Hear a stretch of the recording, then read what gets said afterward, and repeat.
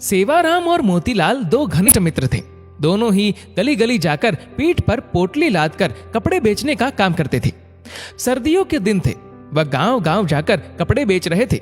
तभी सेवाराम को एक झोपड़ी के बाहर एक बूढ़ी माई दिखी जो कि ठंड से कांप रही थी। तो सेवाराम ने अपनी पोटली से एक कंबल निकालकर उस माई को दिया और कहा, माई तुम ठंड से कांप रही हो, ये कंबल ओढ़ लो। बूढ़ी माई कंबल लेकर बहुत खुश हुई और जल्दी जल्दी से उसने कंबल से अपने आप को ढक लिया और सेवाराम को खूब सारा आशीर्वाद दिया। तभी उसने सेवाराम को कहा, मेरे पास पैसे तो नहीं है, लेकिन रुको, मैं तुम्हें कुछ देती हूँ।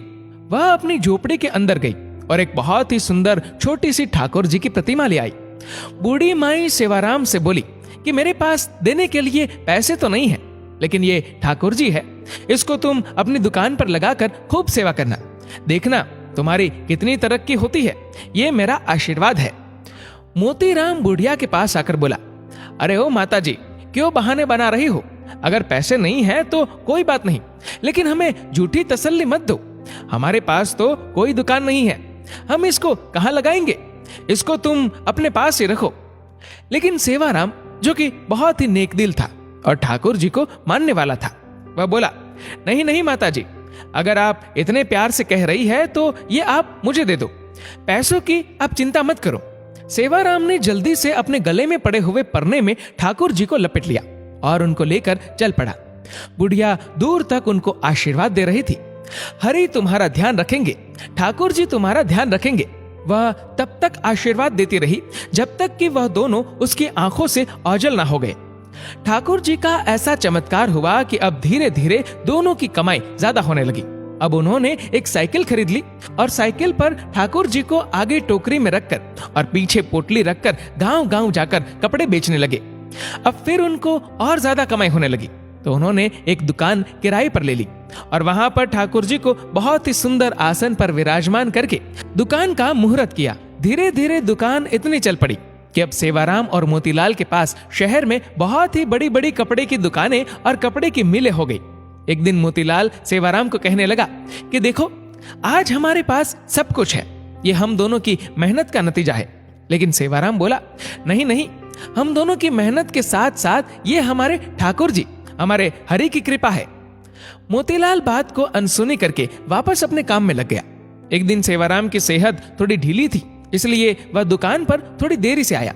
मोतीलाल बोला, अरे दोस्त, आज तुम देरी से आए हो, तुम्हारे बिना तो मेरा एक पल का गुजारा नहीं, तुम मेरा साथ कभी नहीं छोड़ना।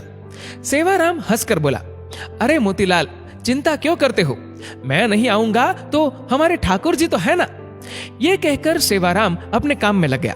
पहले दोनों का घर दुकान के पास ही होता था, लेकिन अब दोनों ने अपना घर दुकान से काफी दूर ले लिया। अब दोनों ही महल नुमा घर में रहने लगे। दोनों ने अपने बच्चों को खूब पढ़ाया लिखाया। सेवाराम के दो लड़के थे, दोनों की शादी कर दी थी और मोतीलाल के एक लड़का और एक लड़की थी। मोतीलाल के लड़के की शादी हो चुकी थी, जबकि उसकी लड़की की शादी होना अभी बाकी था। सेहत ढीली होने के कारण सेवाराम अब दुकान पर थोड़े विलंब से आने लगा। एक दिन वह मोतीलाल से बोला, अब मेरी सेहत ठीक नहीं रहती, क्या मैं थोड़े विलंब से आ सकता हूँ? मोतीलाल ने कहा, हाँ भैया, तुम विलंब से आ जाओ, लेकिन आया जरूर करो, मेरा तुम्हारे बिना दिल नहीं लगता। फिर अचानक एक दिन सेवाराम 12 बजे के करीब दुकान पर आया, लेकिन आज उसके चेहरे पर अजीब सी चमक थी, चाल में एक अजीब सी मस्ती थी, चेहरे पर अजीब सी मुस्कान थी। वह आकर गद्दी पर बैठ गया। मोतीलाल ने कहा, भैया, आज तो तुम्हारी सेहत ठीक लग रही है।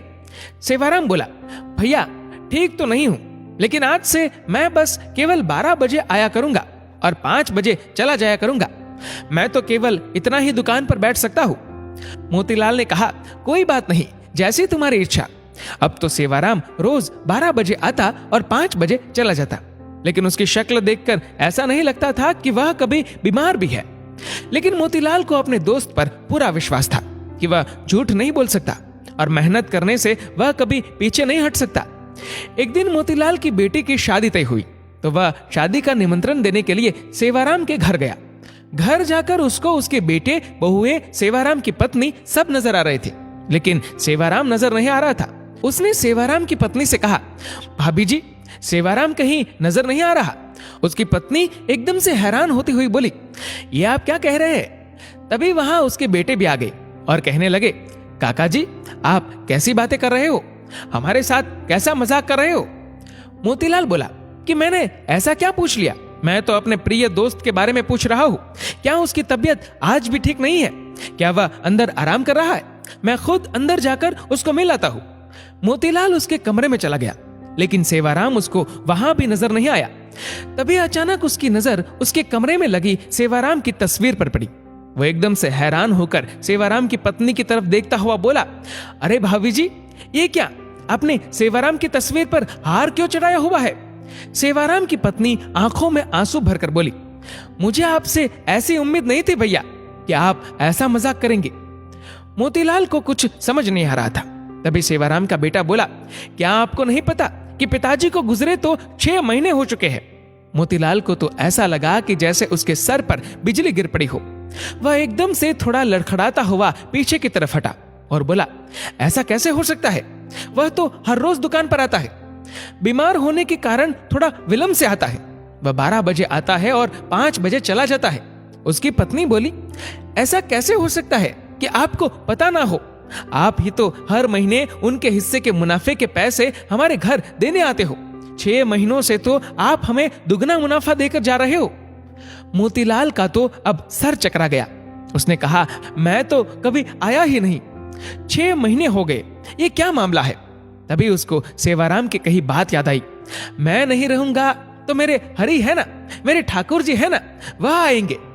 मोतीलाल को जब ये बातें याद आई तो वह जोर जोर से रोने लगा और कहने लगा, हे ठाकुर जी, हे हरि, आप अपने भक्तों के शब्दों का कितना मान रखते हो, जो कि अपने विश्राम के समय मंदिर के पट 12 बजे बंद होते हैं और 5 बजे खुलते हैं। और आप अपने भक्तों के शब्दों का मान रखने के लिए कि मेरे हरि आएंगे, मेरे ठाकुर जी आएंगे, तो आप अपने आराम के समय मेरी दुकान पर आकर अपने भक्तों का काम करते थे। इतना कहकर वह फूट फूट कर रोने लगा और कहने लगा, ठाकुर जी, आपकी लीला अपरंपार है। मैं ही सारी जिंदगी नोट गिनने में लगा रहा। असली भक्त तो सेवाराम था, जो आपका प्रिय था। आपने उसको अपने पास बुला लिया और उसके शब्दों का मान रखने के लिए आप उसका काम खुद स्वयं कर रहे थे और उसके हिस्से का मुनाफा भी उसके घर मेरे रूप में पहुंचा रहे थे।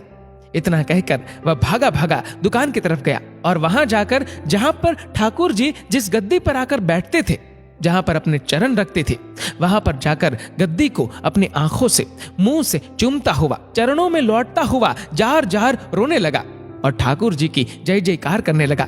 ठाकुर जी तो हमारे ऐसे ही है। सेवाराम को उन पर विश्वास था कि मैं ना रहूंगा तो मेरे ठाकुर जी मेरा सारा काम संभालेंगे। दोस्तों, इस वीडियो को लेकर आपकी क्या राय है, नीचे कमेंट करके जरूर बताएगा।